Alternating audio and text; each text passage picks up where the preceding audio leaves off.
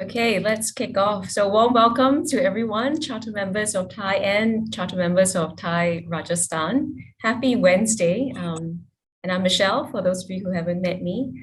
Just wanted to also highlight that those who have made this possible also include Sudha, Community and Operations Lead of Singapore, Arun Parekh is Executive Director, and Bawal Jain, Programs and Operations Manager of Thai Rajasthan. For those of us who are not aware, Thai Huddles, otherwise known as fireside chats, are designed for exchange of ideas between prominent members of industry and charter members. These sessions are organized regularly and are small group sessions, which have proven quite popular, especially through COVID, because physical mingling has become quite a challenge lately. However, it's allowed us to also come together regardless of geographical boundaries, so it's a good thing. And today's huddle is a closed door one.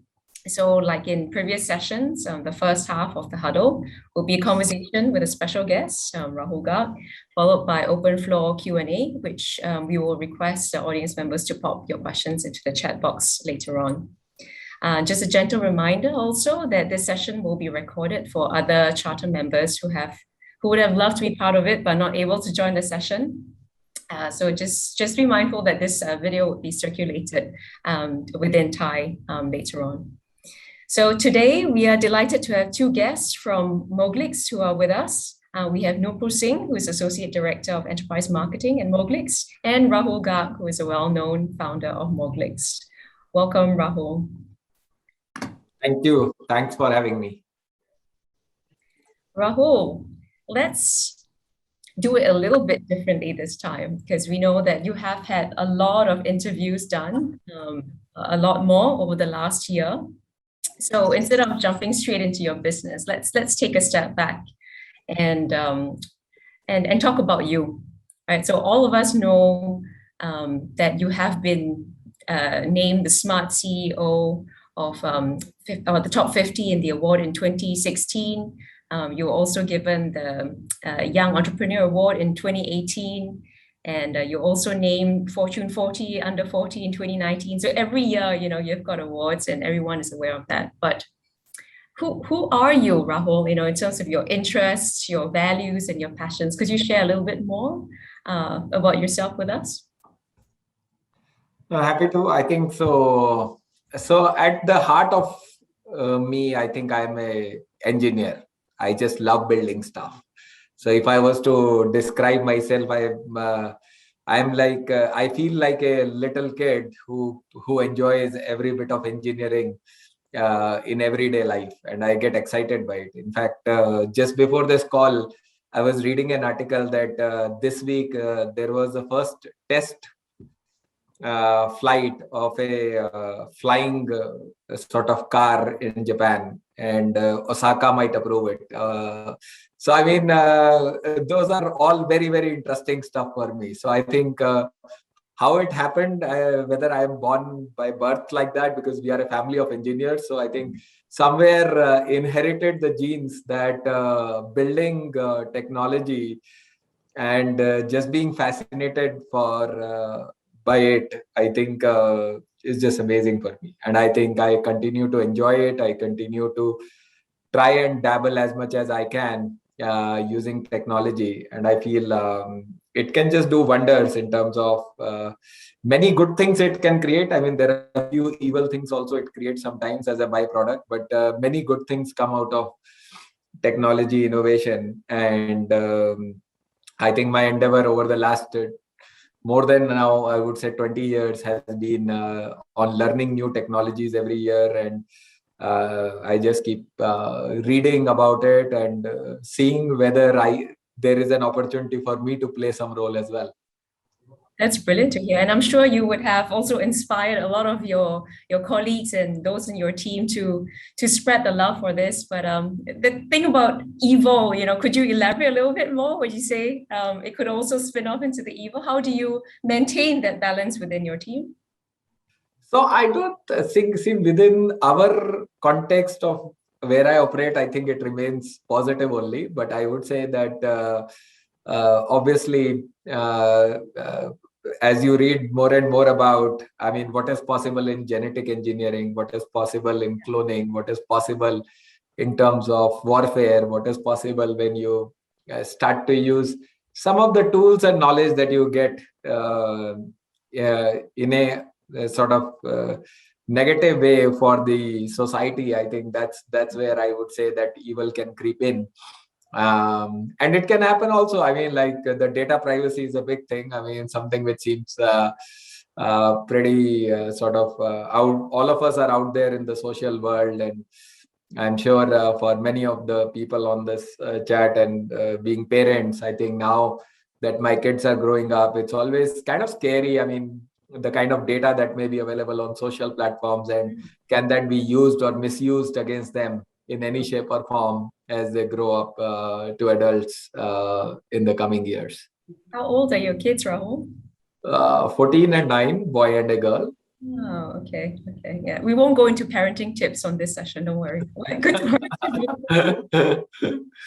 But yeah, I think that's so I would say that 80% of the times technology progresses the society forward in a positive way, but there are people who will unfair take advantage sometimes, which you can't just avoid. And regulation always takes a while to catch up. Yeah, that's true.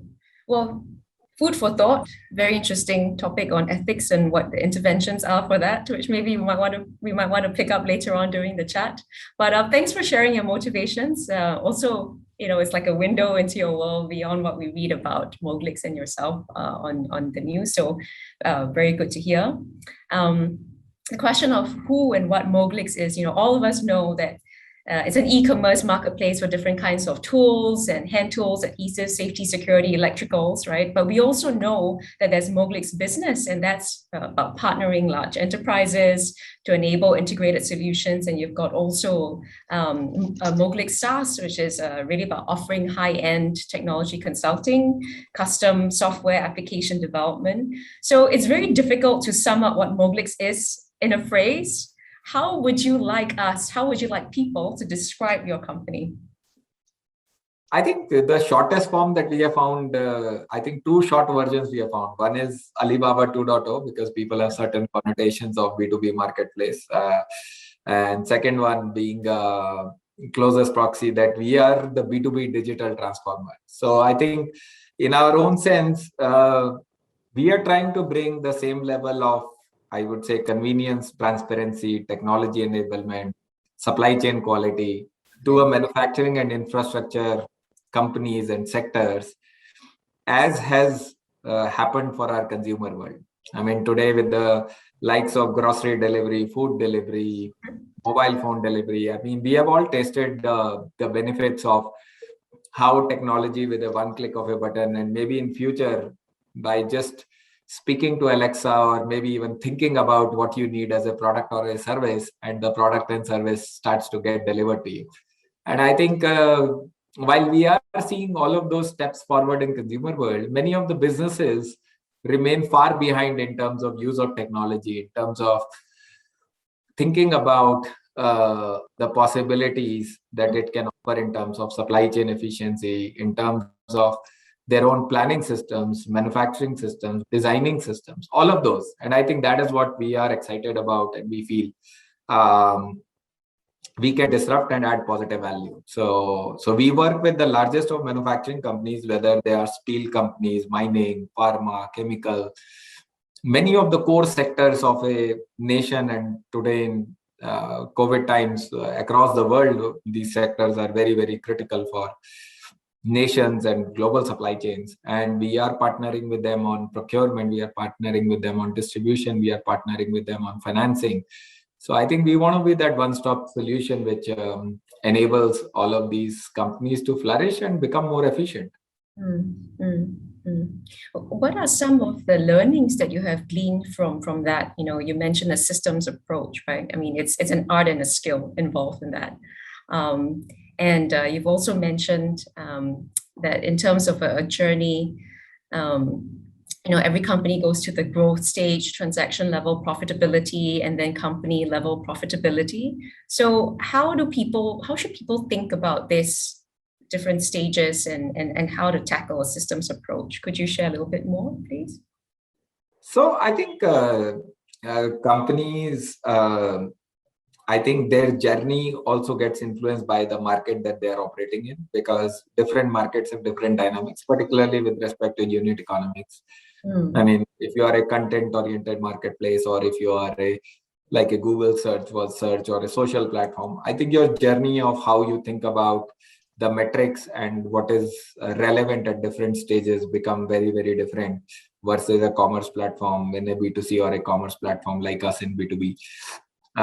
Since we are a B2B and a transaction-oriented platform, automatically from day one, you are working with unit economics, good or bad, but you are working with unit economics. You are selling a product worth, let's say, $100, and you know what is the margin that you're making on that product, and what is the cost of delivery, what is the cost of servicing of that product. And then you continue to sort of establish what is the size and scale at which those economics will change over a period of time. I mean, when you start on, you may be making almost zero margin because you're just selling a very small set of products and in much smaller volume.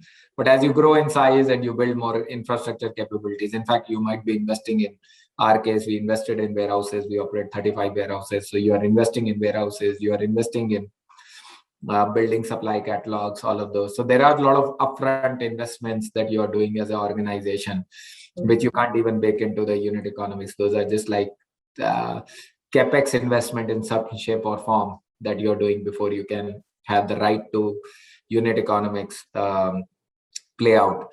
But I think so you go through that journey, and I think for us, again, it has been a journey. I mean, when we started, I mean, there was all of this investment that we were doing. We were building into the transaction volume, and early on, you start to realize that while you can, it wasn't very difficult for us to get transaction level break even. That means that for every product that we were selling, I mean, we were able to recover the cost of logistics, cost of marketing, cost of payment gateways and things like that. But I think when you look at the investment you're doing, both in terms of technology investments, in terms of infrastructure investments, they take a while to recover. And that is where you have to plan out what does it mean? Is it a 5 years journey? Is it a 7-year journey? What is the scale and volume at which you can start to have efficiencies based on investment that you have done to lead to overall at a company level EBITDA break even? I think so. We have been on that journey. I think we started, I think we were probably minus 35% EBITDA. So it was like crazy in the first year or first 2 years because you were making all the investments, right? And today we are low single digit EBITDA negative. We're still not break even, but when you are at minus 30, minus 35, you can't even imagine how do you get to a single digit number. And we are there already, and we are on the path very much to become a break even company. So I think, and these are learnings, I think, because I don't think many people realize that software development infrastructure, many of these are like capex investment in a startup world. And therefore, you have to start to think of them like depreciated value and all of those constructs, which we have not necessarily learned very well. We always thought of depreciation for hard assets, not necessarily the software assets, or not necessarily for some of the capabilities that you're building in the organization. But that's the new capex in a startup world that you are creating, and they need to be depreciated over a period of time for you to look at the unit economics in a correct fashion. Oh, okay. Yeah, that's a good reminder. And how do you remind your team about that? You know, I mean, you talked about the journey, ups and downs. It's like nerve-wracking. It's at moments, teeth pulling at others. How do you make sure the team sticks together, motivate them, you know, get them inspired, educate them as well? How do you go about doing that? I mean, there is no rocket science. I think there is one thing that we have believed in. I think we have believed in utmost transparency. So we believe that you spend so much time with your teams, with the organization as a startup founder and leadership. There is no sort of like a double face that you can be to your teams. I mean, you have to be speaking your mind. You have to share with them how you are thinking about the different problems. Some you may have a solution, some you may not have a solution, but you might be thinking about how to get to a solution. Yeah. And whether it is a relevant question to ask at that point in time, because you also realize that some questions you have to defer, that I'll solve it 2 years down the line. I mean, so I think it's important to be sort of transparent about it. I think it gives people thinking framework. You hire smart people. Mhm. You can't sort of take them for granted, or you cannot not give them frameworks of how to think about the company, how to think about some of these milestones, what is relevant today, what is not relevant today. And then you have to keep moving forward. I mean, I think it's an exciting journey, so you have to enjoy the journey, I think, and the impact that you're driving. Because if you start to calculate your pluses and minuses by day, I think there will always be good days and bad days, and Yeah. you don't want to be bogged down in, or too happy, excited in the other scenario as well. So I think you got to maintain a reasonably managed heartbeat rate. I mean, it should not be too high up a heartbeat or too low a heartbeat. So you got to manage that within the limits. That's some spiritual soundbite that you just mentioned. It's like never up or down, just maintain the middle path, and you never know what's around the corner. So it feels like some spiritual advice as well. So you're doing something right. And I was online recently, and I went to, it's like being the nosy person on Glassdoor, and 96% love what you're doing. So 96% approve of CEO. Congratulations. So based on what you're saying, it's sharing mental frameworks, teaching people how to think smart, but how to think wisely as well. It sounds like that. Motivating them, being transparent. You keep mentioning transparency, being yourself, knowing how to respect people, tapping into them and their strengths. I mean, this is really wise nuggets, and thank you for sharing all that. No, absolutely, and that's the only way. I think I get asked this question, that with all of the stuff going around, what keeps you awake at night and all of that, and my standard answer is nothing, because I mean, there's not. I mean, if you're not sleeping, you'll not be doing what you need to do during the day. So you might as well get sleep and focus on what needs to be done during the day. So I think therefore it becomes very, very important, and you're only able to do that when you're playing by your strengths. And we use, I think, by the way, an interesting framework also. Early on, I believed in this. I think we believed in this concept of strength finder, and playing people by their strength, rather than trying to focus on things that they need to improve upon. So we, in every single conversation of leadership and everything, talk about what is the strength of a person and how that can be leveraged for organization growth, for their own personal growth. And unless something is really holding them back, I think it's no point to focus on their weaknesses. We just focus on improving people by their strengths and putting them into roles where their strengths can really make an impact on the organization. That's great, because people learn how to play together and complement one another as well. Yeah. It sounds like you've got a great culture going, extension with yourself, but also giving people the space to be who they are, and building on your vision. So that's amazing. I'd just like to shift a little bit and talk about investment. So we've got a number of investor friends on the call. And your journey is, it started 2015, where you did seed fundraising, 1.5 mil, Series A, Series B. It's like every year it's one series, from 1.5 to 4.2 to 12 to 23 to 60, and then recently Series E. How has the experience been for you? Did you have to change hats along the way in surprising ways? So I would say that I'm a very, very lazy fundraise person, and I think Anurag is on this call, so he can probably testimony to it. So first 3 rounds of fundraise, I was basically like lazy enough, I would say, that I knew few folks, and when I was starting up, Anurag, Subrata, some of those people, they sort of believed that if I'm doing it, I'm probably committed to it, and I'm going to create something large enough. And I said, I'm only passionate about solving the problem. So I don't want to solve for fundraise or any of these elements. So why don't I just take the money that is coming and people willing to bet on what we are building, and I will run with it. And I mean, almost, I think for the first 3 rounds of fundraise, we were literally, every time I would go back to my first set of backers, investors, I will say that, why do you want me to do a solve for fundraise? You should do it because I want to solve the business problem. So I want to spend that time with the customers. Why am I having to talk to investors, right? I mean, so that ways, I think I've been far more, I would say, oriented towards what can I do for the customers, what I can do for the suppliers, and I always believed that fundraise is more like so you need resources to go have fun and solve for customer problems. So it's a necessity to have capital. It's very important also to have partners who can provide not just capital but advice, mentoring, and so on and so forth. But the primary goal of an organization that you create has to be about solving for the problem that the customer or the ecosystem is facing, and you have to be true to that. And therefore, I think we continue to be skewed in that direction. I think the fundraise, however, I would say that we are now a bit more, I would say, savvy over the last 2-3 rounds. We continue to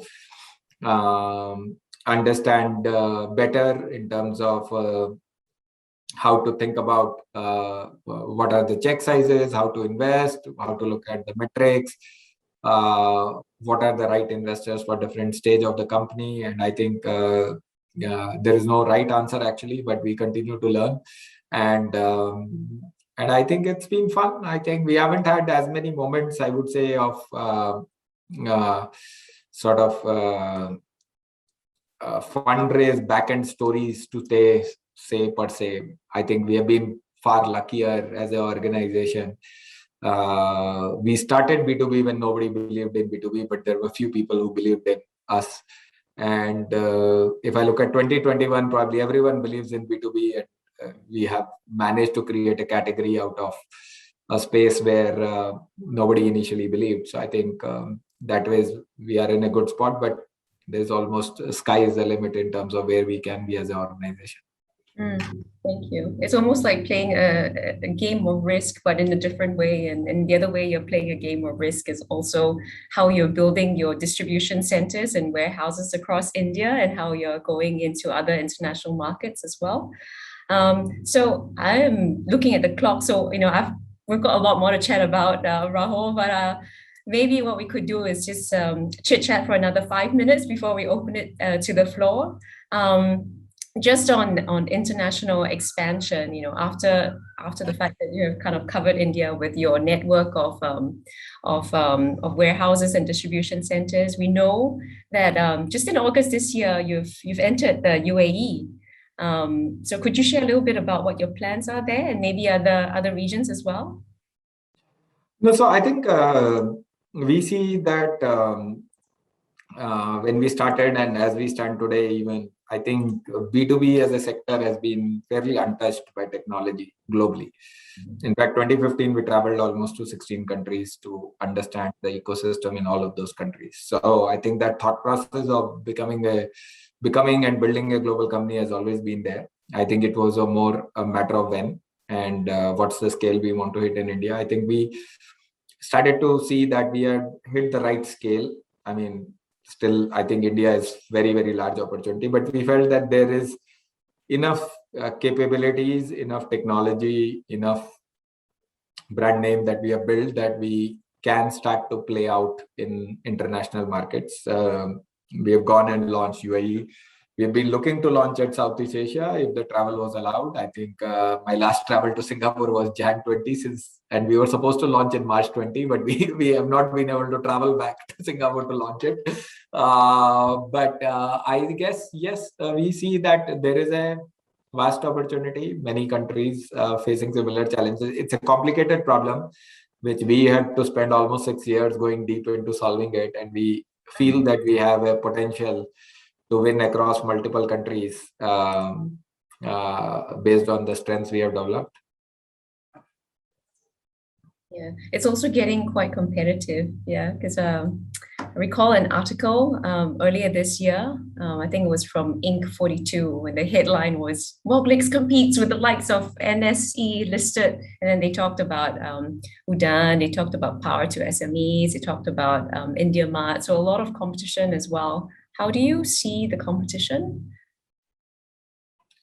See, I feel there are two ways to look at the competition. Firstly, I think what is the stage of the market? I mean, the stage of the market is so young. I think that what we are doing as a company, I mean, all companies put together is less than 1% of the overall transformation that we have been able to achieve. So I think till you get to 10-15 percentage point, I think the competition really is about how are we changing the behavior of businesses to buy using online technology platforms. I think that's the fight that we are fighting. And I think I remember early days in Google, I think we were not necessarily fighting what is the dollars between Google and Yahoo. I think the clear battle to fight was how much was the dollars going into TV industry, or how much ad dollars are going into print media, and how much ad dollars are coming to online, right? So I think when you are at that stage, I think you're playing a very different game. At least in mentally, we are playing a very different game. We don't think we are playing a game of playing a zero sum among the all players equal to less than 1%, right? I mean, we are playing a much larger game. Also, I think we see that the problem is so nuanced that for many people who even talk about the competition and some of the players, they don't even know the difference between those companies, because all these 3-4 companies are completely different companies. They don't even overlap in customer segment. They sometimes do not overlap even in supplier segment. So fundamentally, they are different companies. So even in that 1%, they're not even competing with each other. So I think it's a far out game. And last, I think, I mean, if 5 years down the line we get into that zone of zero-sum game fight, which is still out there, I think we have to play to become number one. I mean, there is the world is competitive, and I don't think for many things in past in my life, I think we have been afraid of competition or have not fought through competition. So, spoken like a true market Rahul. Okay, I'm aware that everyone has got burning questions which you're formulating, but I'll just like to ask one more question, and it's to do with the launch of your Mowgli Foundation, right? So it's meant to be a philanthropic initiative, from what I understand. It was just launched in August, and it's meant to intervene in areas, contribute in areas of health, in environment, and in science. So, question to you, Rahul, could you share a little bit more about that? But also, what is your Christmas wish list? What is it that you want all of us here to know about Mowgli Foundation? So I think last 18 months, what it taught us is that I think we can always think about that we will start giving back to the society when we are like 60 or 65 or 70 or all of that. But I think my belief is that in our own small bits, we have to start contributing towards creating a better world much younger in life. I mean, we may not be contributing millions of dollars just yet, but whatever we can contribute in our own small world with the capabilities we may have, I think it's important to do that as early as possible. And that's how we are looking at Mowgli Foundation as the endeavor. I think I've been part of ACT, Give India, some of the work streams in India where we worked on building indigenous ventilators in India, indigenous development of oxygen concentrators in India. So India is now self-sufficient in terms of ventilator manufacturing, in terms of oxygen concentrator manufacturing, in terms of PPE, everything. So I think our attempt at Mowgli Foundation, I think, will continue to be how we can participate in building some of the infrastructure for healthcare, environment, as well as science. Science, I think, got added because I'm just passionate about science and engineering quite a lot. So, but I think and I think it's somewhat selfish in my interest as well, because I said, like, I've chosen to be in the country. I mean, I've traveled across the world, and I think it's almost like when you have chosen a country to be your home, I mean, you need to create that as a better place, and not only for yourself, but your families and your kids, and these are contributions we just got to make, I think, and we, with our own, I think, skill sets and capabilities we have developed in terms of building scalable organizations, very low vested interests in terms of any of these philanthropic initiatives, versus sometimes where you see vested interests kind of taking over the philanthropy. I think we believe we can probably make a positive impact, and we'll continue to try and do that. So I think I don't think it will be achieved in, by the way, by Christmas, anything. So I think it's like maybe a 5 to 10 year of trying to change and improvise. But I think if we can create more healthcare infrastructure, better air pollution management, better water pollution management, better water tables, better management of waste. I mean, these are all very, very large problems in the Indian context. Yeah. And if we start to at least make it in some of those, and if you take the stat on each one of them, the amount of solid waste that India needs to process, I mean, they will be all staggering statistics. I mean, that's a level of unsolved problem they exist in the country. So again, a lot to be done there. Let's see how far we get, but it will not be a short haul. It is going to be a long haul. Yes, for sure. Next 5 to 10 years. Thank you, Rahul. And welcome any questions from people. We've gone through quite a fair bit in terms of who Rahul is and how it started. This is the culture. We went into the investment side of things as well, how the business is evolving. So please feel free, charter members, to write your questions. I see that Dr. Ravi has started the ball rolling. So I'm just going to read out what Dr. Ravi has said. VCs are putting money into B2C and creating behavioral change. Does it happen in B2B also? Is B2B more like an annuity business based on relationships? Do B2B businesses grow horizontally or vertically? Okay, that's like 3 questions in one. Let's do it one at a time. Maybe we start off with the first one. Does it happen? I think behavior change is something that you will have to invest on. I don't think the question is how. I mean, some of the templates in a consumer world has been built around discounting-led behavior change.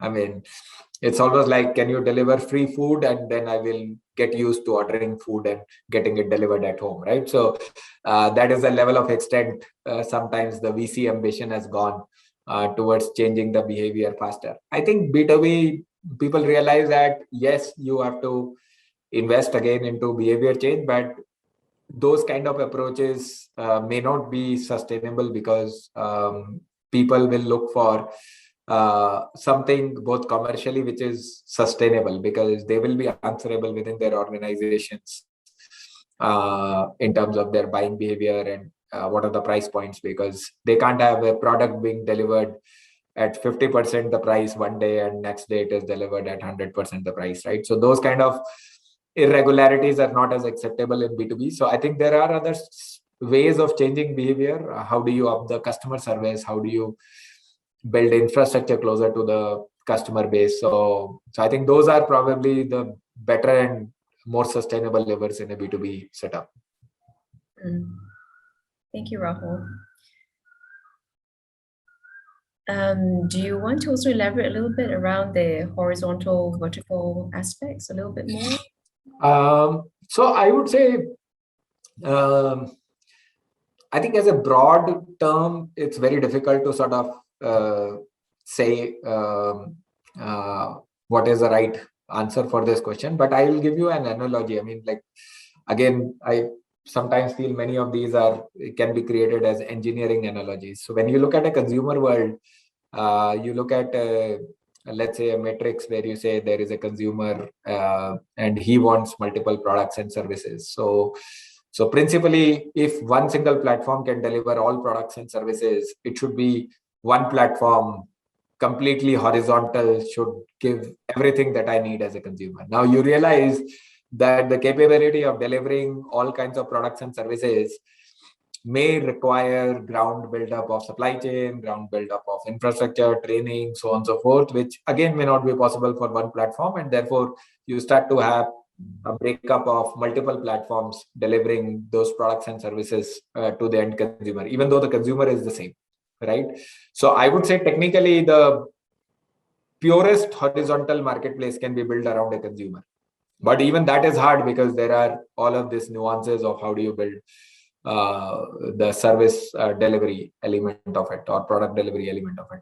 I think B2B becomes one more level complex because depending on the product or service, not every business consumes all products and all services, right? When we talk to manufacturing organization, now manufacturing organization is not necessarily buying your FMCG products, right? I mean, like they're not buying all the wheat and rice and some of those, but there are wheat and rice marketplaces, right? So what starts to happen is that you start to create business segments who need a certain product and service.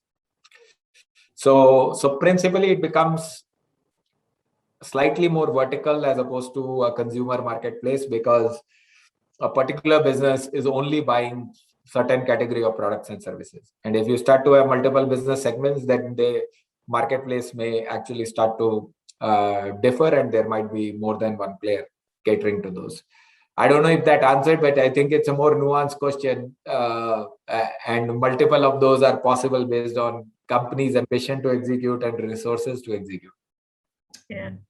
Well, Dr. Ravi, thanks for your question. I think you might have a bit more to add, but Jayesh has kind of been waving for a while, so I'm just going to request Jayesh to ask your question. Yeah, Rahul, very enlightening. I think that one of the things many professionals dream of converting and doing this entrepreneurial path that you have chosen. But what I'm most curious about is what is the secret juice that companies like Google feed to you and Anuj and folks like you that suddenly you go from $0 to $1 billion in terms of scaling? And what is those really core skills that you brought from Google that you applied to your entrepreneurial journey? I think it's I've never not thought of that question in that manner. So I'm just thinking as in real time. But I would say that there are some things which are very unique about Google, which I think you get to absorb. And while I think I and Anuj are both ex-Google, but I think there are enough ex-Google folks who may or may not have done as well on entrepreneurship. So sometimes we just look at the success stories and not know all the scenarios where even the ex-Googlers have not necessarily succeeded to scale up the organization. In fact, statistically, Jayesh, it may be true that the ratio might be the similar between a Googler scaling or a IITian scaling. So you could argue in which case whether it is more of a Google at play or a IITian trait at play and so on and so forth. But I think there are a few things which Google makes very, very interesting. I think so. It's a vast amount of exposure, and depending on the role that you are in, at least I have been lucky that I sat at the epicenter of looking at multiple products, multiple markets, multiple business models that Google was experimenting, the competition. So I think that horizontal nature of just knowledge that I could grab over 5 years that I spent there was just phenomenal. And then again, as with college alums, which sometimes also plays to your favor, I mean, Google and some of these companies are really mafia in their own right, because your access of networks that you create in these organizations is just phenomenal. And the learning, the ambition to take larger risks, I mean, I think they probably grow on you as a personality. And again, not very easy to quantify, but I would say that there are probably, if you stay long enough, either you get wasted by free food or you really hone your skills and get more fire to do something larger. And the good news, Rahul, is that at the same point, if I invest $100 in Moglix versus $100 in Google at that time, I want to know what the multiplier is of your ratio, how much your upside was compared to Google's upside. I think we have gone in 6 years 40x, and we might become 100x in 6 years. So I think Google has not gone 100x. So, probably the dollar invested in Moglix could have multiplied faster. Thank you so much. Thank you, Jayesh, for your secret sauce question. We're just going to move to Divya's question. Divya is asking, how much of your demand comes from metros and tier 1 cities versus the tier 2 and 3 cities? And she's also wondering whether you see regional growth patterns.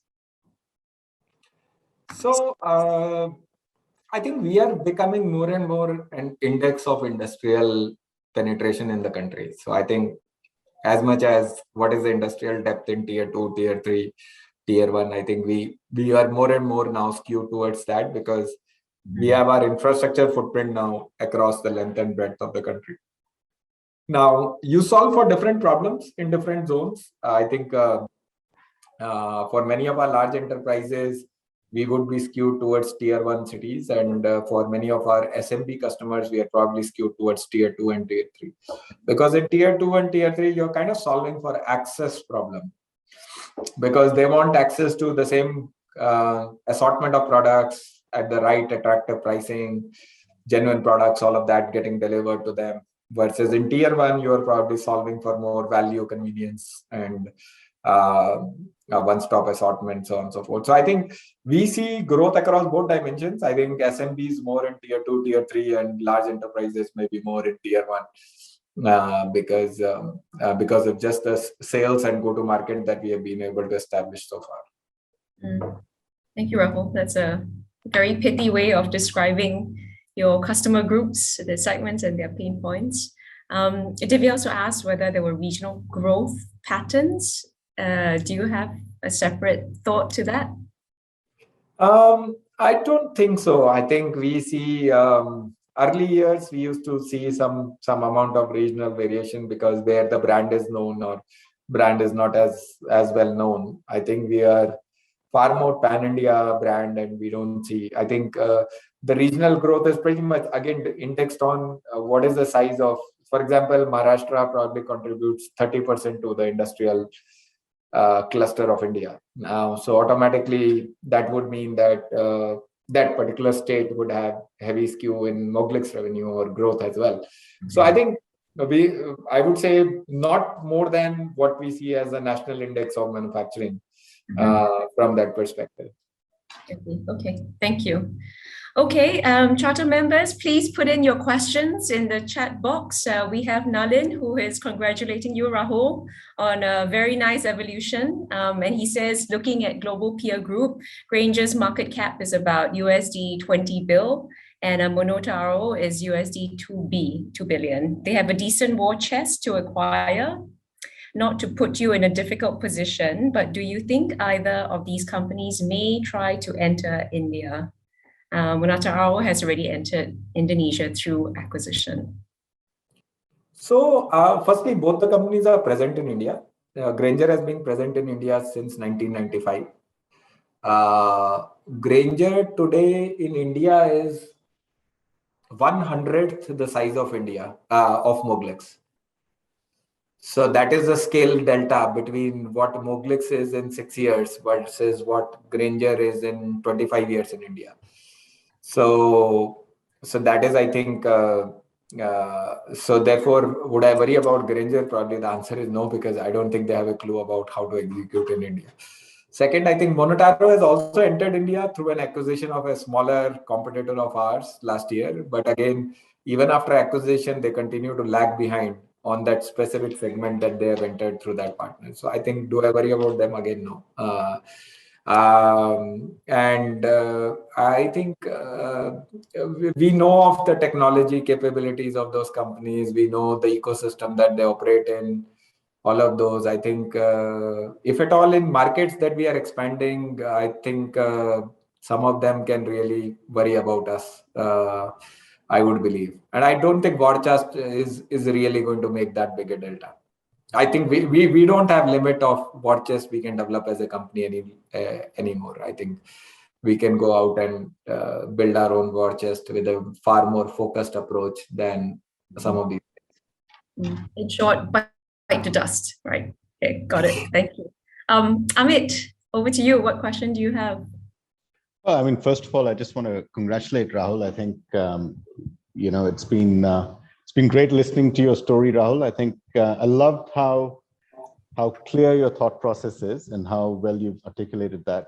My question to you was, I picked on one, and one of the points, and there's many, but I thought if I had to pick one, you made a statement. You said you were a lazy fundraiser. Yeah. Now, obviously, that can't be all bad because it's worked really well for you. So, what are some of the learnings that you would share with other founders in that process of fundraising, and especially in the context of B2B? So I think, see, there are two elements. One, when I started, I was very clear for the sector that I'm going after, I will need capital. I don't think that was ever in doubt for me, that I will not need capital, because you had to build infrastructure, you had to build technology, all of that, right? So, but I would say that I was lazy in the sense that I sort of was so passionate about solving the problem. And having known, I think, couple of people who were friends but also investors, and when they sort of and it's very interesting, I think, in a serendipity sense, because when I started, I'd finished 15 years of professional career, and every single boss I had worked with, most of the people who knew me, even sort of halfway through as a professional, I think they came forward and said that we want to invest. And I think Anurag was in that bucket. Anurag had known me for a couple of years, and Subrata had known me for a couple of years, and they said we want to be building this as partners. And I think so. I was not sort of overthinking 10 times, thinking about all the VCs, creating the checklist and sort of pitching to them and so on and so forth. So that ways I was lazy. I said, these are partners who want to work with me, who want to build this company, which I'm passionate about building, and let me go ahead and just focus on executing rather than learning how to pitch to VCs in a proper manner. Yeah. No, and look, when you said lazy fundraiser, by the way, I took it in a very positive light, as clearly you were focused on your objective and the outcome you were trying to drive. And I think that's a great learning for a lot of founders, because I think one of the messages that goes around when people take advice is, oh, as a founder, you must spend all your energy on fundraising. And I think fundraising is very critical, but I think that's a moot point unless you're really building a very rock solid business. So really well done. Thanks for sharing that.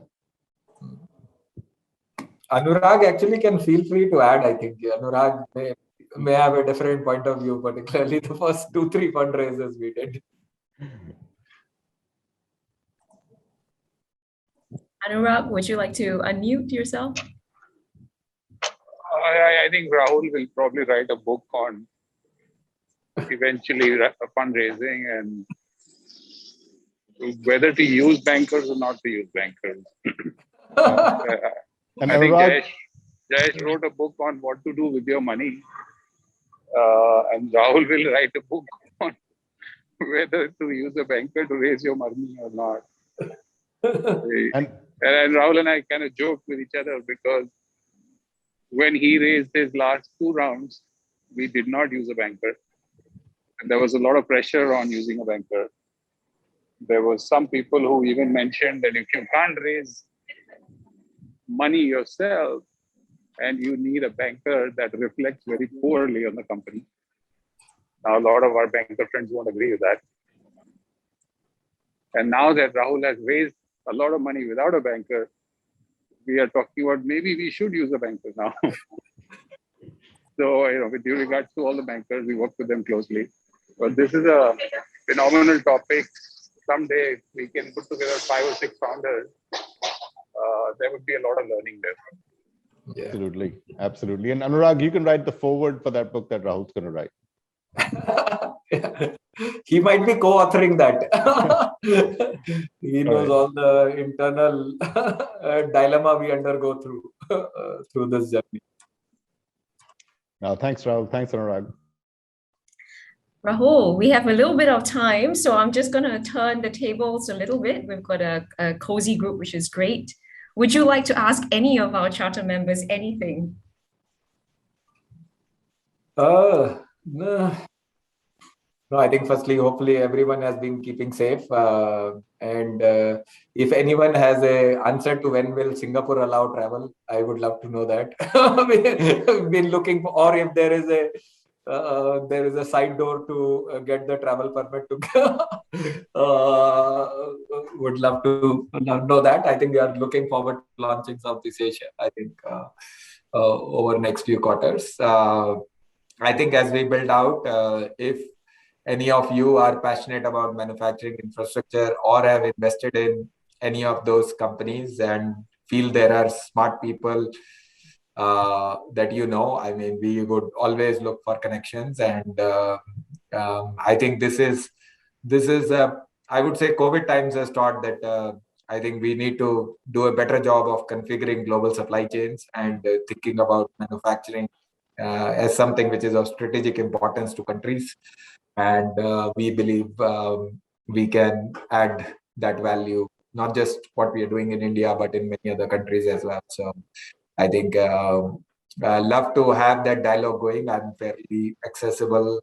Rahul at Moglex, if anyone wants to chat. And but I would say that's my only comment for the members.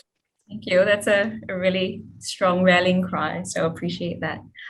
Chris, did you want to say something? Oh, no, I just thought it would be easier for Rahul to turn on my camera just in case he had a question or wanted to talk to us about anything. Disclosure, I am a banker, but you don't have to use me. And we are privileged to work with some of the B2B marketplaces, in fact, in Indonesia and Vietnam. So was fascinated to hear your story, and certainly congratulations. And I wish you increased more success. And I love how you're moving on to other markets now. That's really cool. Yeah, thank you. I see that Jaya is waving as well. Jaya, did you want to share something? Yes. It's in response to his question. Did he want to get access to Singapore during these COVID times? And if I understood him correctly, we've had portfolio companies which have been trying desperately to come into Singapore, but we brought them in through Singapore agencies like Temasek, EDB, and more recently I used SG Innovate, who had also invested in the company and got them to write into the powers that be, the ICA and so on. And then they had to come and serve a 2-week quarantine, and then they were able to come into Singapore. So those could be some avenues that Rahul could use to get into Singapore. Otherwise, it's very difficult. Thanks, Jaya. Okay. That's very helpful input, Jay. I think it was started in Jan-Feb. I think we stopped because we've been in regular touch with EDBI as well. But I'll again ping them and explore if that we are able to avail of that, even with quarantine kind of forms being established. Yeah, EDBI is very, very resourceful and they can be very helpful. So just work with them and you'll get in. Yeah, thank you. Thanks, Jaya. Does anyone else have any thoughts or suggestions to what Rahul has put up, the last point? Okay, if not, we all know where to contact Rahul. Avik, you've just rejoined. I think you've had some internet connections issue. Yeah, actually got a call that just came in the last minute. Apologies. Yeah. No worries. Did you want to take the last couple of minutes to ask Rahul anything? It's okay. No, I think I'll go through the video. In fact, Rahul and I connected almost a year back. So we'll ping you after this on WhatsApp also. Okay. All right then. So this brings us to the end of our session, everyone. Thank you for your time. We'd like to especially thank the Moglex team for making this possible, spending time with us. So we have Nupur Singh, Pallavi Chaluri, and dear guest and friend Rahul for your time with us this evening. We'll have to do the sponsor thing as well. So we'd like to thank our supporters, APA Technologies, Bank of Singapore, Capgemini, Ecosystem 360, Enterprise Singapore, Everstone, ICICI Bank, LCR Capital Partners, SGAN, SP Jain School of Global Management, U Associate NTUC, Singapore Indian Chamber of Commerce and Industry for making this possible. I'm going to test us all the next meeting we meet, whether you remember all that. So should fellow charter members want to hear what we've been up for the last hour, please let them know as well that the video recording will be made available on the TiE website. So on behalf of the organizing team from TiE Singapore and TiE Rajasthan, we wish you a very pleasant evening. Thank you. Thank you, TiE. Thank you, guys. Thanks, everyone. Bye-bye.